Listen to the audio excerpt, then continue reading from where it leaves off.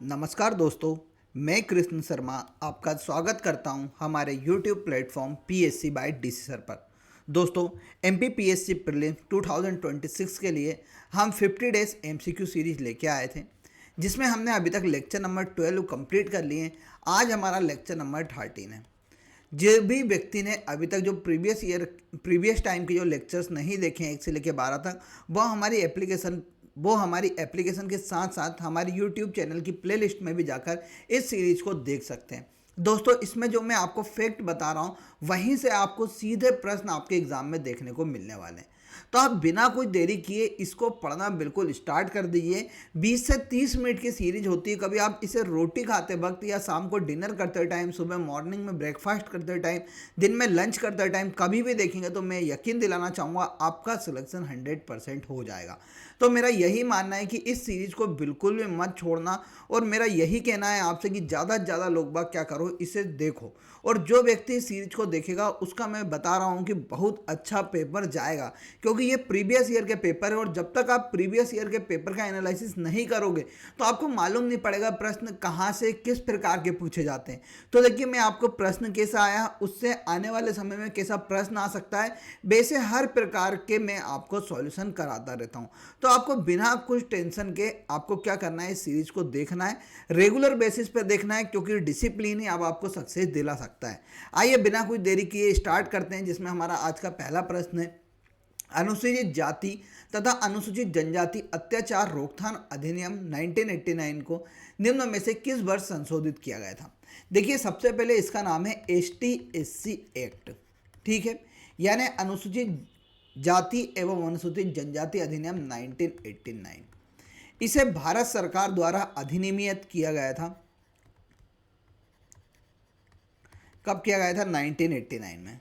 जो भारत में लागू कब होता है, तो आपको याद रखना है, ये भारत में लागू हुआ जनवरी 1930 को, सॉरी जनवरी 1990 को ये क्या होता है, भारत में लागू हो जाता है। इस अधिनियम के द्वारा ST/SC के ऊपर जो अत्याचार किए जा रहे हैं, उन अत्याचारों को क्या करना था, रोकना था। अब यहाँ पर क्या होता है, मार्च 2018 में, कब? 20 मार्च 2018 में इसमें एक संशोधन किया जाता है। कब किया जाता है? 20 मार्च 2018 को। देखो, 1989 में बना, उसके बाद नवीन संशोधन कब किया गया है? 2018 में। इसमें इन्होंने क्या क्या बात बोली, देखो वो मैं आपको बता देता हूँ। तो इसकी धारा 18A के तहत, कौन सी धारा? 18A के तहत कहा गया कि बिना किसी पूर्व जांच के FI और गिरफ्तार का प्रावधान किया गया है। कभी कोई ST/SC का व्यक्ति आकर किसी के खिलाफ रिपोर्ट कराता है तो आपको बिना जांच की और बिना FIR के क्या करना है, उसे गिरफ्तार करना है, ठीक है। ये बिल्कुल आपको याद रखना है। साथ में इसमें एक और बात बोली गई कि जो अग्रिम जमानत थी उसे प्रतिबंधित कर दिया गया। साथ में बोला गया कि गिरफ्तारी के लिए आपको किसी भी उच्च अधिकारी की अनुमति लेना अनिवार्य नहीं है। ये कब बोला गया? मार्च 2018 में बोला गया, 18A में संशोधन कर कर। तो ये 26वें का जो राइट आंसर है वो कौन सा है? 2018 है। अगले प्रश्न पे चलते हैं। मध्य प्रदेश उच्च न्यायालय के मुख्य न्यायाधीश की नियुक्ति किसके द्वारा की जाती है? तो देखिए, यहाँ पर हम बात करते हैं मध्य प्रदेश के मुख्य न्यायाधीश की नियुक्ति की। तो देखिए, पहले मैं बता देता हूँ कि मुख्य न्यायाधीश कहाँ पर होते हैं। तो आप सभी को पता है, हमारे मध्य प्रदेश में हाई कोर्ट, जिसकी स्थापना 1956 में की जाती है, जिसका हेड क्वार्टर है जबलपुर में, ठीक है, जिसके आप सभी को पता होगा इंदौर और ग्वालियर में इसकी खंडपीठ है, किसकी? हाई कोर्ट की। अब यहाँ पर बात की गई है मुख्य न्यायाधीश की, तो पहले हम वर्तमान के मुख्य न्यायाधीश देख लेते थे। हमारे 29वें मुख्य न्यायाधीश है, उनका नाम है संजीव सचदेवा। क्या नाम है? संजीव सचदेवा हमारे वर्तमान के कौन है? मुख्य न्यायाधीश है, जो कितने नंबर के? 29वें नंबर के। इन्होंने शपथ कब ली? तो 17 जुलाई 2025 के दिन इनको मध्य प्रदेश के 29वें मुख्य न्यायाधीश के रूप में शपथ दिलाई गई थी। अब देखिए, यहाँ पर पूछा जा रहा है कि नियुक्ति किसके द्वारा की जाती है। तो जो हाई कोर्ट के मुख्य न्यायाधीश होते हैं, उनकी नियुक्ति मुख्य रूप से जो भारत के मुख्य न्यायाधीश होते हैं, चीफ जस्टिस ऑफ इंडिया के परामर्श के द्वारा, देखो, मुख्य न्यायाधीश जो भारत का CJI है, चीफ जस्टिस ऑफ इंडिया, और राज्य का राज्यपाल, इन दोनों के परामर्श से किसके द्वारा की जाती है? तो राष्ट्रपति के द्वारा की जाती है, यानी प्रेसिडेंट के द्वारा की जाती है। याद रखना। तो इसका राइट आंसर कौन सा होगा? सी वाला, भारत के मुख्य न्यायाधीश और राज्यपाल, राज्य के राज्यपाल के साथ परामर्श कर राष्ट्रपति द्वारा मुख्य रूप से किसी भी राज्य के मुख्य न्यायाधीश की नियुक्ति की जाती है। अब यहाँ पर प्रश्न देखो कैसा आ रहा है, मध्य प्रदेश उच्च न्यायालय। अब यहाँ पर पहले उच्च न्यायालय आता था, परंतु आजकल उन्होंने क्या कर दिया, राज्य वाले सब्जेक्ट में हमेशा सब जगह क्या लिखने लग गए, ये मध्य प्रदेश लिख के आपसे प्रश्न पूछते हैं। अगले प्रश्न पे चलते हैं, परिजात मंजरी नाटिका किस शासक की प्रशंसा में लिखी गई है? तो देखो परिजात मंजरी, आपने मंजरी नामक एक किताब मैंने आपको पहले भी पढ़ाई थी। जो मंजरी नामक किताब मुख्य रूप से कौन से परमार वंश के ऊपर लिखी जाती थी। तो ये परमार शासक ही थे जिनका नाम था अर्जुन बर्मन। इन अर्जुन बर्मन के ऊपर ही यहाँ पर परिजात मंजरी नाटिका नामक पुस्तक लिखी गई थी। कोक्कल की हम बात करते हैं तो कोक्कल आप सभी को पता है कलचुरी वंश से संबंधित है, ठीक है, मैंने आपको पहले भी बताया था। नरबर्मन में हमें किस में देखने को मिलते हैं? तो परमार वंश में देखने को मिलते हैं। कीर्तिवर्मन की हम बात करते हैं तो ये हमें चंदेल वंश में देखने को मिलते हैं, ठीक है। तो ये राजाओं के बारे में भी आपको याद रखना है, आपके एग्जाम में पूछे जा सकते हैं। अगले प्रश्न पे चलते हैं, सतपुड़ा के पूर्वी भाग क्या कहलाता है? तो देखिए यहाँ पर मैं सतपुड़ा पर्वत श्रृंखला आपको बता देता हूँ कि मध्य प्रदेश के उच्चावच आपको बता देता हूँ। तो आप सभी को पता है कि मध्य प्रदेश में दो पर्वत श्रृंखलाएं हैं। एक पर्वत श्रृंखला है विंध्याचल पर्वत श्रृंखला, क्या है? विंध्याचल पर्वत श्रृंखला। और दूसरी पर्वत श्रृंखला है हमारे यहाँ मुख्य रूप से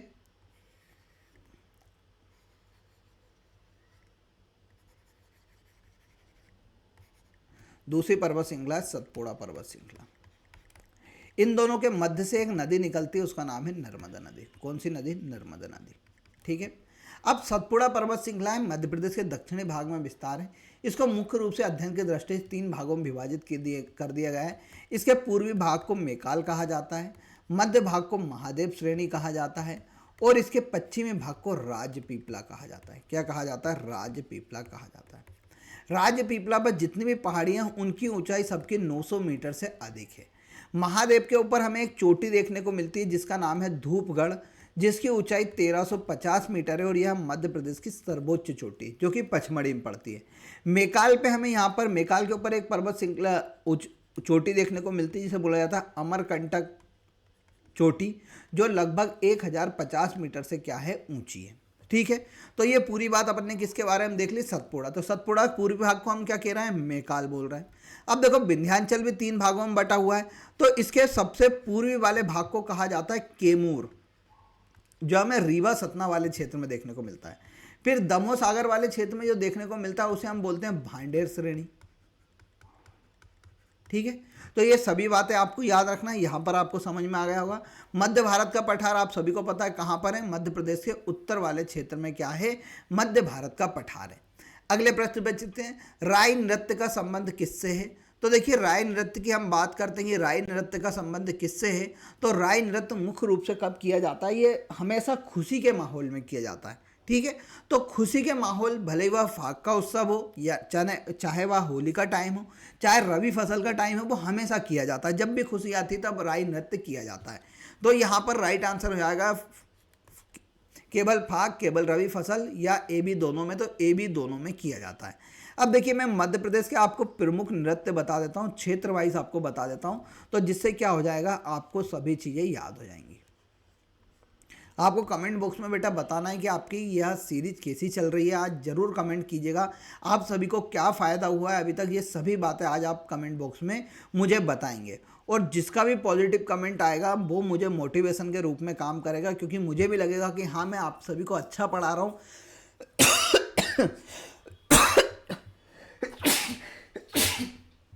देखिए बीमार होने के बाद भी मैं आपको पढ़ा रहा हूँ, तो मुझे इसका ज़रूर आज फीडबैक दीजिएगा कि हाँ सर कैसी क्लास चल रही है। तो देखिए हम बात करते हैं किसकी, मालवा में। तो मालवा में आप सभी को पता है मटकी नृत्य किया जाता है, साथ में झेला नृत्य यहाँ पर करते हैं। कौन सा? झेला नृत्य। निमाड़ में हम चलते हैं तो यहाँ पर हमें गणगौर नृत्य देखने को मिलता है, जो गणगौर उत्सव के दौरान किया जाता है।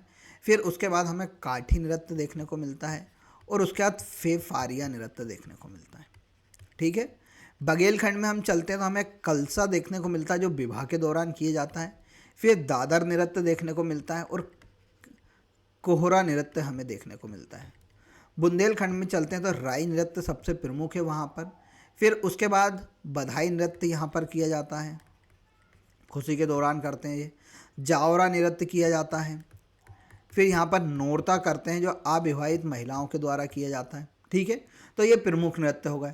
राई नृत्य के बारे में एक और बात सुन लो कि ये मध्य प्रदेश का लोक नृत्य है। 2013 में मध्य प्रदेश सरकार द्वारा इसे लोक नृत्य घोषित किया गया था। इसके द्वारा इस जो नृत्य करती है उसे बेड़िया जनजाति की महिलाएं मुख्य रूप से राई को प्रस्तुत करती हैं। अगले प्रश्न पे चलते हैं। अगले प्रश्न से पहले मैं आपको बता देता हूँ कि एमपीपीएससी प्रीलिम 2026 का बैच बेटा, इसमें आपको मुख्य रूप से एमपीपीएससी 2025 का बैच भी बिल्कुल फ्री मिल रहा है। यहाँ पर सर की 75 प्लस याद कराने वाली क्लासेस पहले से ही अपलोडेड है। साथ में सर तैयारी कर रहे हैं कि आपके लिए नई क्लासेस और लेके आएँ, तो इसलिए आपको इस कोर्स को ज्वाइन करना बिल्कुल ना भूलना चाहिए। वर्तमान में यहाँ 999 की जगह मात्र 599 में आप सभी के लिए अवेलेबल है। तो 599 ज़्यादा नहीं है मेरे हिसाब से, तो आपको इसे परचेज़ करना चाहिए और ज़्यादा से ज़्यादा लोगों तक इसे शेयर करना चाहिए और आप सभी को इस बैच को ज़रूर देखना चाहिए। इसमें आप जब यूनिट 9 यूनिट 10 पढ़ेंगे तो आपकी पूरी समस्याओं का क्या हो जाएगा, खात्मा हो जाएगा। तो एक बार इसे ज़रूर ज्वाइन करके देखो और इसमें जितने भी क्लासेस हो लेके देखो, आपके जितने भी कॉन्सेप्ट है वो इतने आसानी से समझाए गए हैं कि आपको मज़ा आ जाएगा। अगले प्रश्न पे चलते हैं। मालवा पठार की जलवायु है, यहाँ पर मालवा के पठार की जलवायु की बात की गई है। तो देखिए मालवा का पठार देखते हैं तो हम देखते हैं कि मध्य प्रदेश के पश्चिमी क्षेत्र में हमें मालवा पठार का विस्तार देखने को मिलता है। यानी यहाँ पर जो पूरा क्षेत्र ये किसके अंतर्गत आता है, मुख्य रूप से मालवा के अंतर्गत माना जाता है। ठीक है, ये मालवा है। अब मालवा की जलवायु भैया अच्छी है, आप सभी को पता होगा। फयान ने बोला था कि दुनिया की सर्वश्रेष्ठ जलवायु मालवा में पाई जाती। क्यों? क्योंकि ना तो यहाँ पर ज़्यादा गर्मी पड़ती ना ही ज़्यादा यहाँ पर ठंड पड़ती है। मालवा पठार को से आप सभी को पता है कर्क रेखा भी होकर गुजरती है, वह भी मध्य प्रदेश की जो मालवा की जलवायु है उसको बहुत अच्छी बनाती है। तो यहाँ पर जो गर्मी है, जो हमारे यहाँ की जलवायु है उपोष्ण प्रकार की जलवायु है। यानी यहाँ पर ना तो गर्मी होती है ज़्यादा ना ही ज़्यादा ठंड होती है, तो उस प्रकार की जलवायु को बोला जाता है उपोष्ण जलवायु। ठीक है, अब अगले प्रश्न पे चलते हैं। वीर क्रांतिकारी राजा भभूत सिंह किस जनजाति से संबंधित थे? तो देखिए राजा भभूत सिंह की हम बात करते हैं तो राजा भभूत सिंह सबसे पहले आपको याद रखना है गोंड जनजाति से संबंधित हैं। ये 1857 की क्रांति में मुख्य रूप से नर्मदापुरम जिले के पचमढ़ी वाले क्षेत्र से क्या करा था, इन्होंने पार्टिसिपेट किया था। इन्हें गोंड जनजाति के अंतर्गत इन्हें क्या कहा जाता है, शिवाजी भी कहा जाता है। गोंड जनजाति का शिवाजी भी इन्हें कहा जाता है क्योंकि इनके द्वारा मुख्य रूप से क्या किया गया था, वहाँ पर बहुत अच्छे से युद्ध लड़ा गया था अंग्रेजों के विरुद्ध में 1857 के दौरान, इसलिए इन्हें गोंड जनजाति का शिवाजी भी कहा जाता है। हाल ही में पचमढ़ी अभ्यारण्य का नाम बदलकर राजा भभूत सिंह अभ्यारण्य कर दिया गया है। क्या किया गया है, राजा भभूत सिंह अभ्यारण्य उसका नाम रख दिया गया है। साथ में आपको याद रखना है कि राजा भभूत सिंह की एक प्रतिमा भी पचमढ़ी में स्थापित की जा रही है। तो ये सभी बात राजा भभूत सिंह के बारे में आपको याद रखना है। तो इसका राइट आंसर है बी, गोंड जनजाति से राजा भभूत सिंह संबंधित है। अब आपसे कोई पूछेगा कि कौन सी जनजाति रहती है पचमढ़ी में, तो आपको गोंड जनजाति भी बता के आनी है। ठीक है, अगले प्रश्न पे चलते हैं। मुख्यमंत्री सीखो कमाओ योजना जो 2023 में शुरू की गई थी का मुख्य लक्ष्य कितना है? तो देखिए सीखो कमाओ योजना आपको नाम से ही समझ में आ रहा हो कि आप सीखते रहो और कमाते रहो। यानी यहाँ पर ये एक ट्रेनिंग प्रकार की एक स्कीम थी। यानी इसमें गवर्नमेंट आपको क्या करेगी, ट्रेनिंग देगी और ट्रेनिंग के दौरान ही आपको पैसा भी देगी। इसे क्या बोला जाता है, सीखो कमाओ योजना बोला जाता है। इसका मुख्य लक्ष्य था युवाओं के लिए कौशल प्रशिक्षण के साथ साथ स्टाइपेंड की सुविधा करना। देखिए यहाँ पर गवर्नमेंट ने बोला कि जो ITI करके ट्रेनिंग करेगा सीखो कमाओ योजना के तहत हम उसे 8,000 रुपये देंगे। फिर उन्होंने बोला कि जो व्यक्ति मुख्य रूप से पॉलिटेक्निक किया हुआ है उस पॉलिटेक्निक वाले व्यक्ति को हम 8,500 रुपये देंगे और जिनके पास डिग्री है उन लोगों को हम कितना देंगे, मुख्य रूप से तो 10,000 रुपये प्रति माह देंगे। किसके साथ साथ, सिखाने के साथ साथ। तो ये मुख्यमंत्री सीखो कमाओ योजना के अंतर्गत मिलने वाला क्या है, पैसा है। राई नृत्य संबंधित है, अभी हाल मैंने बताया था बेड़िया जनजाति करती है। 2013 में इसे मुख्य रूप से मध्य प्रदेश का लोक नृत्य घोषित कर दिया गया था। जबलपुर में बाजना मठ का निर्माण किस शासक द्वारा कराया गया था? तो देखो मैंने आपको बहुत बार पढ़ाया है कि जो बाजना मठ है वो उसका निर्माण मुख्य रूप से संग्राम शाह के द्वारा कराया गया था। अब देखो यहाँ पर हम संग्राम शाह की बात कर लेते हैं। संग्राम शाह बहुत भैया प्रतापी राजा थे गोंड वंश के। सबसे पहले तो आपको याद रखना है किस वंश के थे, गोंड वंश के ये राजा थे। ठीक है, अब इनके द्वारा एक पुस्तक लिखी गई है। पहले इनके द्वारा जो पुस्तक लिखी गई है वो मैं बता देता हूँ। रस रत्नमाला कौन सी लिखी गई है? रत्न रत्नमाला नामक पुस्तक किसके द्वारा लिखी गई है? संग्राम साहा के द्वारा लिखी गई है। इनके दरबार में इन्होंने दामोदर ठाकुर को संरक्षण प्रदान किया था। साथ में आपको याद रखना है कि इनके द्वारा मुख्य रूप से कौन कौन क्या क्या बनवाया गया है। तो एक बाजना मठ बनवाया गया है जो कि एक तांत्रिक क्रिया का संबंधित है, जो कहाँ पर है? जबलपुर में पड़ता है। साथ में जबलपुर में इनके द्वारा संग्राम सागर की स्थापना भी कराई गई थी। संग्राम सागर वहाँ पर एक तालाब है जो बहुत प्रसिद्ध है और एमपीपीएससी इससे पूछ चुका है। इनका उल्लेख हमें आईने अकबरी में भी देखने को मिलता है। अबुल फजल की पुस्तक आईने अकबरी उसमें भी देखने को मिलता है। साथ में इन्हें 52 गणाधिपति की उपाधि धारण की थी। किसकी? 52 गणाधिपति की उपाधि धारण की थी। 52 गणाधिपति यानी इन्होंने 52 किलो का निर्माण कराया था, इसलिए मुख्य रूप से इन्हें 52 गणाधिपति की उपाधि दी गई थी।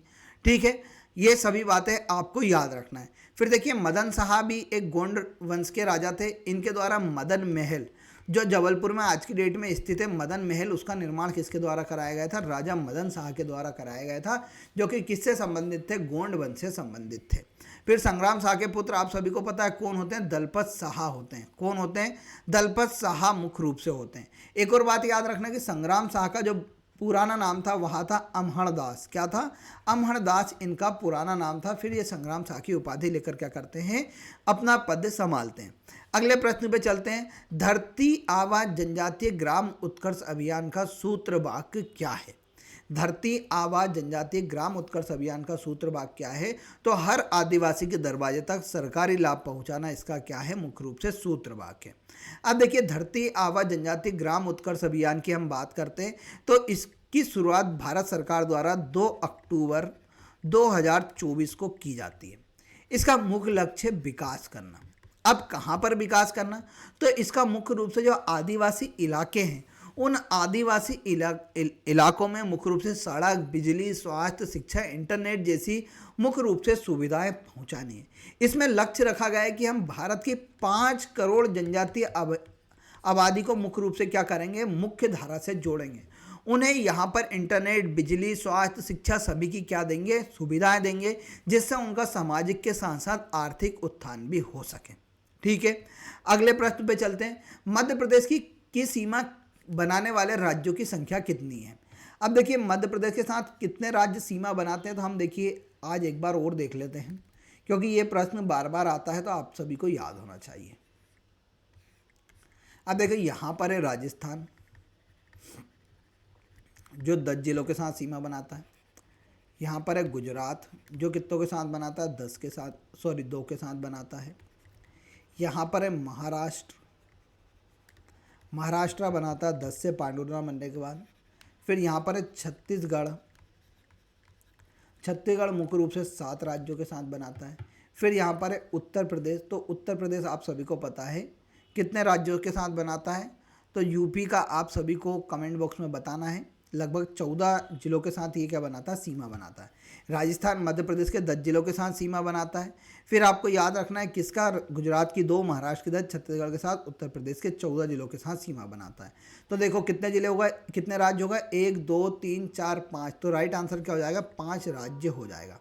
अगले प्रश्न पे चलते हैं। अमरकंटक तापीय विद्युत केंद्र का संबंध में निम्नलिखित में से कथन पर विचार कीजिए। इस विद्युत केंद्र की स्थापना 1965 में की गई थी, बिल्कुल सही है। इस संयंत्र की 4 इकाइयां पुरानी होने के कारण बंद हो चुकी है, ये भी बिल्कुल सही है। सुहागपुर क्षेत्र से इससे कोयला प्राप्त होता है, तो ये भी बिल्कुल सही है। यानी इसका राइट आंसर कौन सा है? 1 2 3।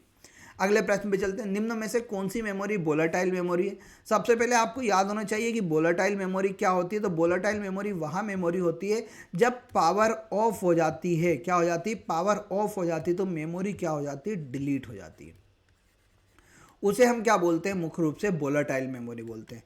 नॉन वोलेटाइल मेमोरी की हम बात करेंगे तो नॉन वोलेटाइल मेमोरी वो मेमोरी होती है जब पावर ऑफ भी हो जाए तो मुख्य रूप से क्या होगा? मेमोरी कभी भी डिलीट नहीं होगी। ठीक है, तो ये क्या होती है? मुख्य रूप से नॉन वोलेटाइल मेमोरी होती है। अब वोलेटाइल मेमोरी का जो उदाहरण है वह कौन सा? रैम है, जिसे कंप्यूटर की प्राइमरी मेमोरी भी कहा जाता है। साथ में इसका फुल फॉर्म है रैंडम एक्सेस मेमोरी। क्या है? रैंडम एक्सेस मेमोरी इसका क्या है? पूर्ण रूप है। आ गई बात समझ में? तो यहाँ पर रैम एक प्राइमरी मेमोरी है, रैंडम एक्सेस मेमोरी से कहा जाता है। ये एक प्रकार की वोलेटाइल मेमोरी, जब लाइट जाती है तो ये मेमोरी भी क्या हो जाती है, डिलीट हो जाती है। रोम तो रीड ओनली मेमोरी, ये मेमोरी का इस्तेमाल केवल रीड करने के लिए किया जाता है और ये मेमोरी कभी भी डिलीट नहीं होती भले ही लाइट चली जाए। हार्ड डिस्क आप सभी को पता है कि हम हमारे कंप्यूटर से निकाल लेंगे तो डाटा डिलीट नहीं होगा। फ्लैश मेमोरी डाटा डिलीट नहीं होगा। फ्लैश मेमोरी जैसे आप सभी को पता होगा पेन ड्राइव जिसे हम लगा निकाल सकते हैं उसे क्या बोला जाता है, मुख्य रूप से फ्लैश मेमोरी कहा जाता है। आपका पेन ड्राइव होगा या आपका मेमोरी कार्ड होगा, ये सभी किसके अंतर्गत आते हैं, फ्लैश मेमोरी के अंतर्गत आते हैं। ठीक है, तो यहाँ पर आपको समझ में आ गया वोलेटाइल और नॉन वोलेटाइल मेमोरी कैसी होती है। अगले प्रश्न पे चले उससे पहले मैं आपको बता देता हूँ कि बेटा आप टेस्ट सीरीज लगाना स्टार्ट कर दो और कोशिश करो यूनिट वाइज से अच्छा हम क्या लगाएं, एफएलटी टेस्ट सीरीज लगाएं, फुल लेंथ टेस्ट सीरीज। अब यह टेस्ट सीरीज की हम बात करते तो हमारे उस पर एप्लीकेशन पे 199 रुपये में हमने अवेलेबल कराई थी, परंतु वर्तमान में 99 रुपये में यह टेस्ट सीरीज आपको मिल रही है जिसमें आपको 50 एफएलटी मिलेंगी और साथ में पीडीएफ भी फ्री ऑफ कॉस्ट मिलेंगी। आप चाहें तो इसकी पीडीएफ को निकला कर क्या कर सकते हैं, लगा सकते हैं। साथ में कभी आपने अभी पढ़ना स्टार्ट किया तो आप यूनिट वाइज भी लगा सकते हैं, जो मात्र 199 में मिल रही है, कितनी 350 की जगह, जिसमें टोटल 75 टेस्ट रहने वाले हैं। फिर 14,000 एमसीक्यू भी हमारे पास पड़े हुए हैं जो आपको मात्र 199 रुपये में मिल जाएंगे आज की डेट में। तो इसको ज्वाइन करना बिल्कुल ना भूलिएगा। ठीक है, अगले प्रश्न पे चलते हैं। निम्न में से किस वर्ष भारतमाला परियोजना भारत सरकार द्वारा अनुमोदित की गई थी? तो 2017 में भारत के सड़क परिवहन मंत्रालय द्वारा, सड़क परिवहन मंत्रालय का डिपार्टमेंट है NHAI, national highway authority of India, इसके द्वारा भारत में रोडों के विकास के लिए भारतमाला परियोजना स्टार्ट की गई थी। कब? 2017 में। अगले प्रश्न पे चलते हैं। महाकवि इसूरी का संबंध कहाँ से? तो आप सभी को पता है महाकवि इसूरी बुंदेलखंड के एक प्रमुख लेखक है। निमाड़ के तो संत सिंगाजी, आप बता देना भैया, क्या बता दोगे? संत सिंगाजी प्रमुख लेखक है। मालवा के आप सभी को पता है कि मालवा के मुख्य रूप से भरथरी थे। ठीक है, उज्जैन में उनका जन्म हुआ था। ठीक, अगले प्रश्न पे चलते हैं। मालवा के अंतिम परमार शासक मलहक देव को किस मुस्लिम शासक ने पराजित किया था? तो मालवा का अंतिम परमार शासक सबसे पहले तो आपको याद रखना कौन थे, मलहक देव थे, जिन्हें मुख्य रूप से जो गुजरात का अलाउद्दीन खिलजी था उसके द्वारा पराजित किया गया था। ठीक है, अगले प्रश्न पे चलते हैं। प्रधानमंत्री द्वारा PM जनमन योजना का उद्देश्य राज्य के किन विशेष रूप से कमजोर जनजातीय समूह को सड़क संपर्क प्रदान करना है? देखो यहाँ पर धरती आबा योजना अलग है। धरती आबा योजना में पूरे जनजाति ग्राम शामिल होंगे, वही PM जनमन योजना एक अलग है। PM जनमन योजना में सबसे पहले तो आपको जनमन का फुल फॉर्म याद होना चाहिए। देखो मैं लिख देता हूँ यहाँ पर प्रधानमंत्री, क्योंकि इसका फुल फॉर्म भी पूछा गया है इसलिए बेटा, प्रधानमंत्री जनजाति आदिवासी न्याय महाअभियान, ये किसका फुल फॉर्म है? PM जनमन का फुल फॉर्म है। इसकी शुरुआत मुख्य रूप से भारत सरकार द्वारा 15 नवंबर 2023 के दिन की गई। यहाँ मुख्य रूप से PBTG भारत की अति पिछड़ी जनजातियों के लिए शुरू की गई है। किसके लिए शुरू की गई है? अति पिछड़ी जनजातियों के लिए शुरू की गई है, जो कि अति पिछड़ी जितनी भी जनजाति है उनका मुख्य रूप से आर्थिक और सामाजिक रूप से उनका भी उद्धार करना है। इसके लिए भारत सरकार ने टोटल भारत की कितनी जनजाति इसमें शामिल थी? 75। जो भारत में अति पिछड़ी जनजाति कितनी है? 75। जो कितने राज्यों में रहती है? 18 राज्य और केंद्र शासित प्रदेशों में रहती है। मध्य प्रदेश में अति पिछड़ी जनजाति आप सभी को पता है 3 है। कौन कौन है? बेगा, भारिया, सहरिया। तो मध्य प्रदेश में कौन से समूह? तो बेगा, भारिया, सहरिया को क्या करेंगे, इस योजना के तहत क्या किया जाएगा? लाभान्वित किया जाएगा। इसमें भी जो बेगा, भारिया, सहरिया के क्षेत्र है वहाँ पर स्वास्थ्य, शिक्षा, बिजली, पानी, आवास आदि बुनियादी सुविधाओं को क्या किया जाएगा?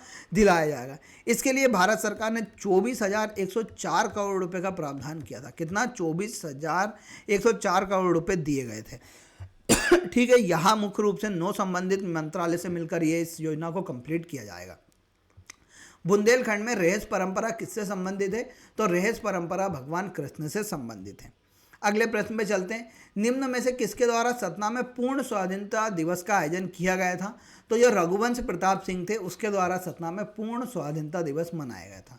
2025 में ग्लोबल इन्वेस्टर समिट कब आयोजित की गई थी? कितनी बार बता चुका हूँ, 24-25 फरवरी सन 2025 में यहाँ पर भोपाल में ग्लोबल इन्वेस्टर समिट का आयोजन किया गया था, जिसकी थीम थी इनफाइनाइट पॉसिबिलिटीज।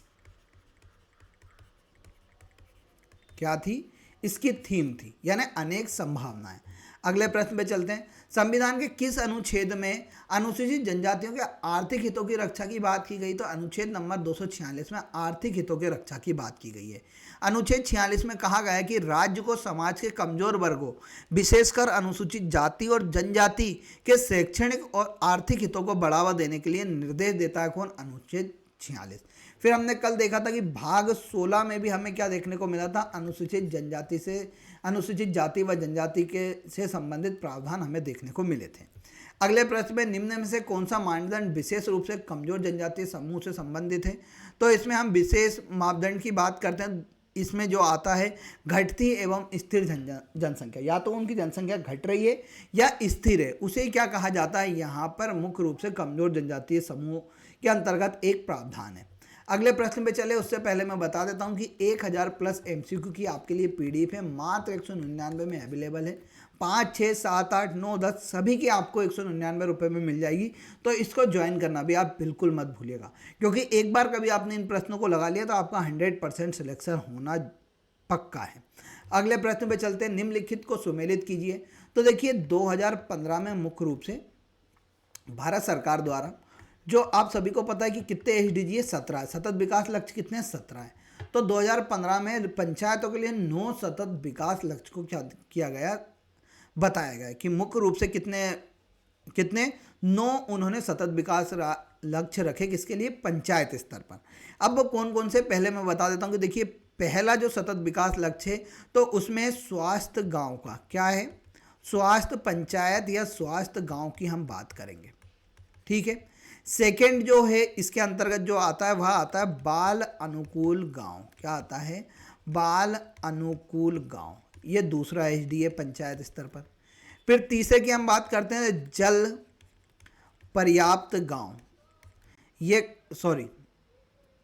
देखो पहले पे मैं बता देता हूँ, यहाँ पर ये दूसरा है स्वास्थ्य पंचायत, ये तीसरा है बाल अनुकूल गांव, चौथा है जल पर्याप्त गांव। पहले की हम बात करते तो पहले की क्या है? तो गरीबी मुक्त गांव।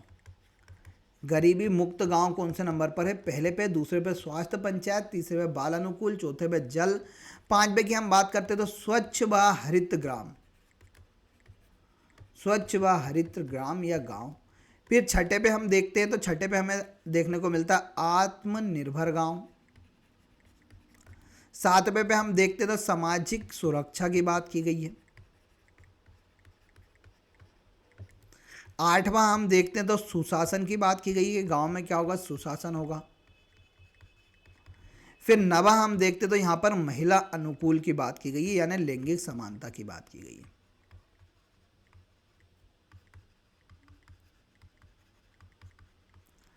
और यहाँ पर बोला गया है कि ये पूरे 9 SDG को हमें कब तक प्राप्त करना है? 2030 तक क्या करना है? प्राप्त करना है। अब देखिए यहाँ पर थीम 2, तो थीम 2 में बताया था स्वास्थ्य पंचायत और स्वास्थ्य गांव, तो पहले का क्या हो गया? चौथा हो गया। थीम 3 की हमने बात करी बाल अनुकूल गांव, तो बाल हितैषी पंचायत बिल्कुल सही है। थीम 5 में स्वच्छ व हरित गांव की हमने बात करी, तो स्वच्छ व हरित गांव यानी सेकंड। थीम 7 में हमने बात करी सामाजिक सुरक्षा की, तो ये भैया पहला वाला।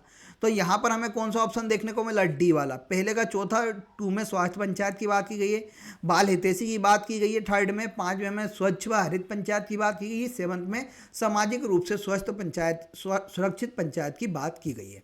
अगले प्रश्न पे चलते हैं। मध्य प्रदेश की GSDP में तृतीय क्षेत्र के किस उपक्षेत्र का योगदान 2024-25 में सर्वोच्च था? तो उसका नाम था व्यापार, होटल और रेस्टोरेंट। ठीक है, तो आज का लेक्चर हमारा यहीं समाप्त होता है। आपको कमेंट बॉक्स में आंसर बताना है राजा भभूत सिंह किस जनजाति से संबंधित थे और यह किस जिले से संबंधित है। दोनों आंसर कमेंट बॉक्स में बताइएगा। यह सीरीज कैसी लग रही है जरूर बताइएगा। मिलते हैं कल, तब तक के लिए जय हिंद जय भारत।